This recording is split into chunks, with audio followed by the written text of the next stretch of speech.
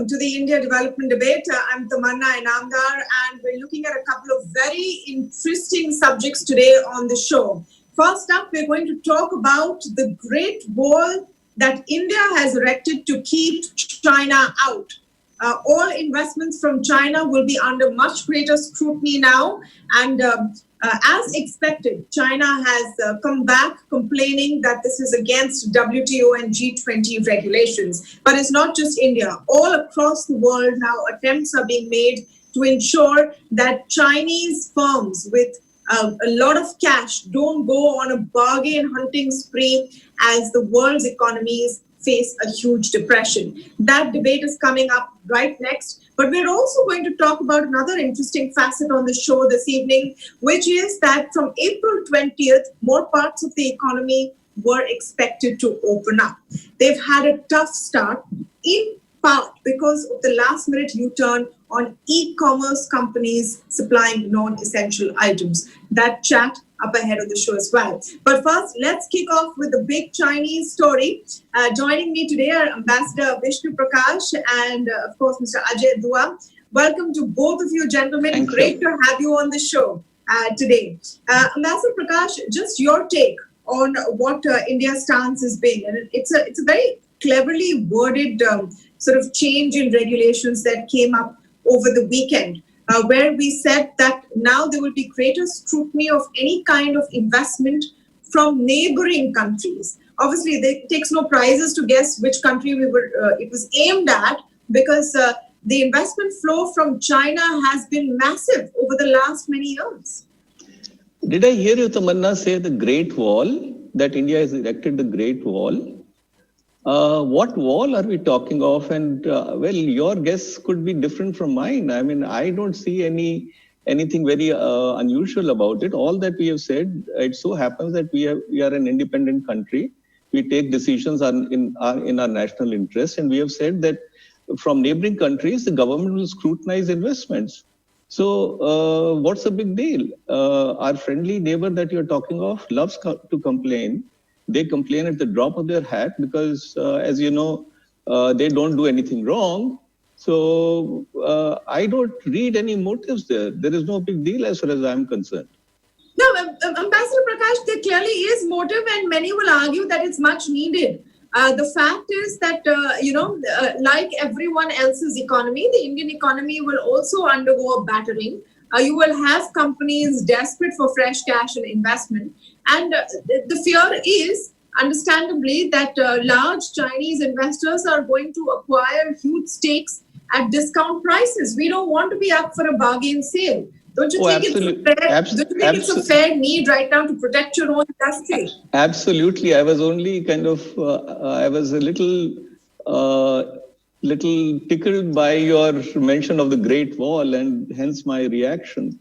You know, China is not a market economy. I, for one, think that the biggest mistake was that in 2010, it was admitted in WTO. Now, they have $3 trillion of reserves. There is very little difference between state enterprises and so-called private enterprises. And they are on a bargain hunt. And they do not play by the rules, period.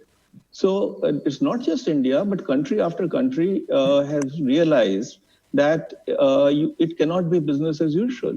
Whether it is supplying of essential commodities or strategic commodities, whether it is investments, many of their activities are predatory. And every nation has a right to make sure that things do not happen which should not happen. And I think that we have taken a very good decision. And we have a right, like any other country, to decide what investment should come in and in what sectors. Okay, great. Everyone who's watching this will agree that let's not let our precious companies and our crown jewels be sucked up at very dirt cheap rates. But Mr. Dua, my question to you then is, where is the money going to come from? Because these companies will need investments to grow. Certainly, Tamanna.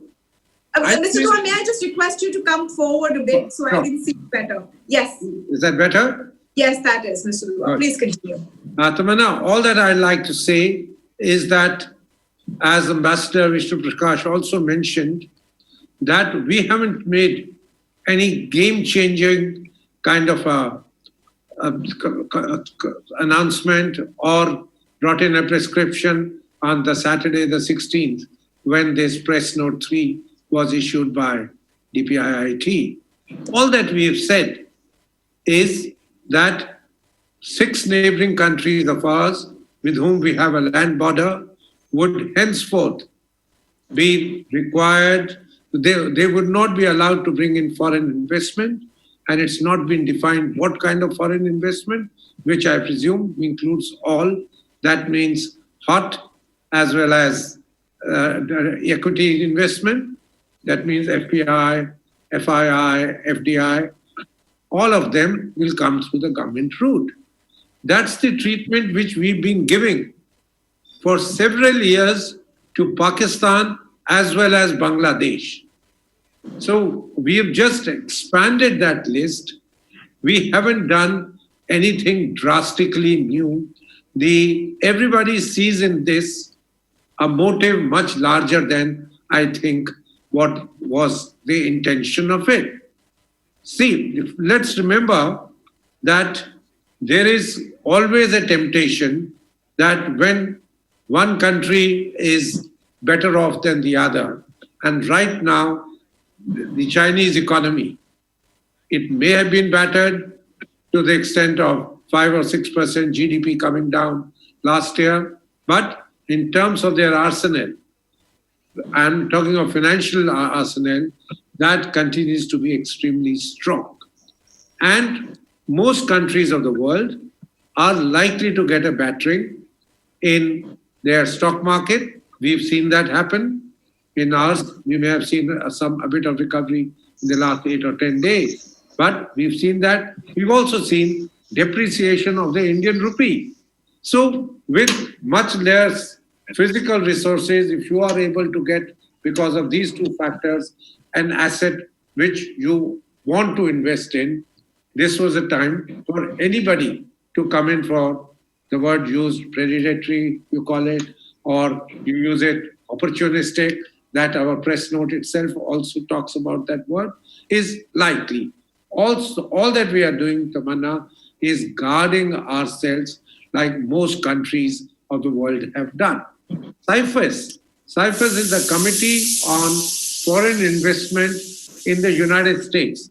That's been, yes, and it's been in position for a long time. They've also become vigilant. You protect your companies from predators, but you cannot let them starve either. So government will have to then come in with that kind of funding. Oh, absolutely, Tamanna. That's a very valid question. Now, there are a number of countries that come to my mind which can bring in investments, and the investments will be kosher. For example, South Korea, where I've served in. And there are some indications that South Korean companies are wanting to relocate to India. Now, South Korean companies have investable reserves at least of $500 billion. And they have been looking for markets. Japan has set aside $2.2 billion to move out their companies from China to Japan and to other countries. Countries like UAE, Arab countries, which have huge sovereign funds. So I don't think, in my view, Tamanna, there's a dearth of investment dollars. What we require, and I must say I'm very bullish on India. We have made this progress in terms of easing business or improving the ease of doing business. But let's face it, we are still at 63, which means that there are 62 countries which have a better environment for attracting the investment dollar. So basically, I think this is an opportunity post-corona for, and government, perhaps I'm not a fly in the wall who can know what government is planning to do, but indications are that government is thinking of bringing about the necessary changes that can spur investments. So the next wave of reforms, what I like to call a Make in India 2.0, that could be initiated. So I don't think that there is a dearth as such. Mr. Doy, you want to come in on that Yes, point? Tamanna. When can Make in India kick off? Because we've been Yeah. hearing this since the US-China trade war. Very That true. all investments will now, instead of China, flow to India. Let's hope so. But Tamanna, let's look at it. What was the level of investment we were getting from China? 1.6 billion a year till 2014. Subsequently, averaged about 6 billion a year. Total $26 billion. We've seen the investment from China come into India in the last 5.5 years. Do you recall the famous visit of President Xi to via Ahmedabad, Xi Jinping, when he announced that we'll be investing $35 billion in India in the next 3 years, etc. And we were all gaga about it. The Mr. fact Dua, of the wasn't matter it from is, Japan? If my memory serves me right, wasn't that Japan, not China? no, well, $30 billion was Japan, 35 billion was President. How can China be behind Japan? So 30 and 35 billion, if I remember the figures. That part. All that I'm trying to say is that we haven't seen the investments of that order from China, that we should be worried so much on saying who will replace them. The Chinese have gone and invested where they found in India a market, and where we have allowed them to come in. So far, certain sectors of the economy were open sectors. That means on the automatic route they could come. We haven't prohibited the Chinese even now from coming. So why are we talking of displacing the Chinese and looking elsewhere? The Chinese Yeah, can... it's just great scrutiny. Fair point. Just one last point, Ambassador Prakash, that I want you to dwell on is not just about trade and investment, but about how a number of large countries around the world are now turning the heat on China, whether it's the US, led by US President Trump, Australia, Germany, several nations now are sort of reacting very adversely to what they see as a lack of transparency coming in from China as to the origins of COVID-19. There are a lot of conspiracy theories. I don't want to give weightage to that till anything is out and clear in the open. But do you think we're going to be seeing a sort of resetting of the world order and a lot more pressure on China than before? Well, Tamanna, that is how I feel about it. Maybe there's a lot of wishful thinking that has gone in, but I have been saying and writing about it to say that in my judgment, China will emerge as the biggest loser in the process, and I'll substantiate it. The needle of suspicion, China was always, their motives were suspect. Today, that level of suspicion has gone up considerably. The countries have suddenly realized that they were over-dependent on China and on matters as serious as health security, food security, and so on. Now, for APIs, the active pharmaceutical ingredients, US got dependent on China and on imports to the extent of 97%. 97%.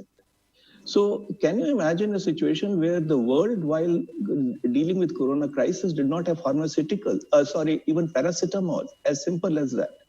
So there is, I think there is a determination to correct that over-dependence, especially knowing that I would like to recall here the Xinhua article on the 4th of March, where Xinhua and later on Global Times hinted that they could hinted or alluded to fact that they could use medical supplies as a leverage against country, or they could deny medical supplies to countries which are not behaving properly. I'm paraphrasing it.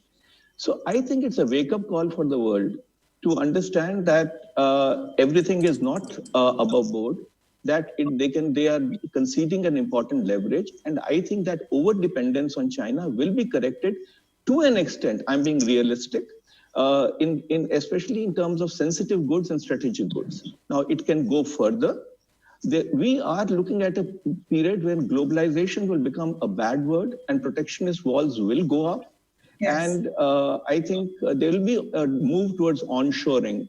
Now, how much it happens, how quickly it happens, it is anybody's guess.